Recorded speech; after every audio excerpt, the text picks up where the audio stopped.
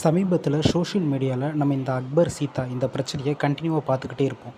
அக்பரும் சீதாவுக்கும் கல்யாணம் ஆன மாதிரியும் அக்பர் அந்த சீதா அந்த சிங்கங்களை வச்சு ஏகப்பட்ட மீம்ஸை போடுவாங்க. இவங்களுக்கு குழந்த பிறந்தா என்ன அப்படி இப்படின்னு சொல்லி நிறைய போடுவாங்க. அதோட இவங்க முக்கியமாக இதில் என்ன சொல்ல வராங்க அப்படின்னு பார்த்தீங்கன்னா, சீதையும் ராமனையும் வணங்கக்கூடிய மக்களை காயப்படுத்துறது இவங்களுடைய நோக்கமாக இருக்குது. என்னடா இது ஒரு பெயர்னால் காயமாயிருமா அப்படின்னு கேட்டிங்கன்னா, நம்ம ஒரு மிகப்பெரிய குத்துச்சண்டை வீரர் முகமது அலி இவருடைய பெயரை வந்து இந்த ஹாலிவுட்லலாம் பார்த்திங்கன்னா பெரிய பெரிய ஸ்டார்ஸோட பேரை ரோட்டில் வந்து ஒரு ஸ்டார்ஸ் போடுவாங்க. அந்த ஸ்டாரில் அவங்களுடைய நேம் பொறிக்கப்பட்டிருக்கும். இது வந்து அவங்களுக்கு ஒரு ப்ரைடு மெனிக்க. இதில் வந்து நம்ம முகமது அலி கிட்டக்கு போயிட்டு உங்களுடைய பேரை நாங்கள் இந்த மாதிரி போடலாமா அப்படின்னு கேட்டப்ப, தயவு செஞ்சு என்னுடைய பேரை போடாதீங்க அப்படின்னு சொல்கிறார்.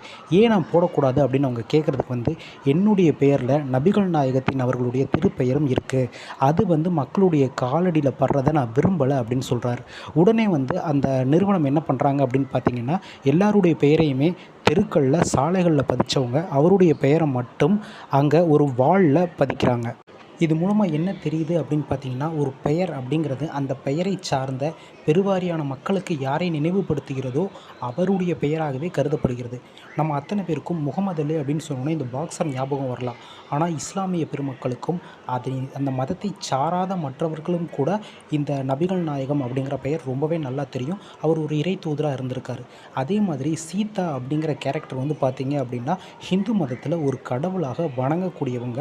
இந்த பெயரை கேட்ட உடனேயே ராமன் சீதா அப்படிங்கிற பெயர் தான் நம்ம எல்லாருக்குமே ஞாபகம் வரும்.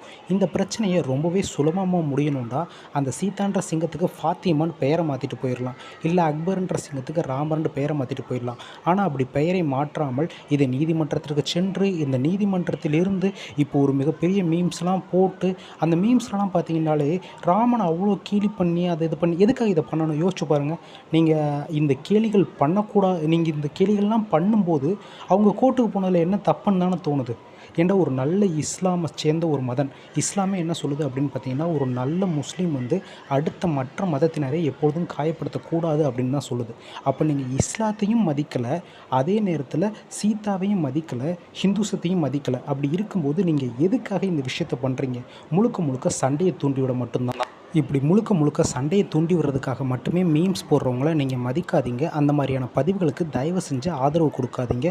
நீங்கள் ஹிந்துவாக இருந்தாலும் முஸ்லீமாக இருந்தாலும் சரி. ஏன்டா நீங்கள் எந்த மதத்தை சார்ந்திருக்கீங்களோ அந்த மதமே மற்ற மதத்தின் கடவுள்களையோ தலைவர்களையோ இழிவுபடுத்துவதை ஏற்றுக்கொள்ளாது.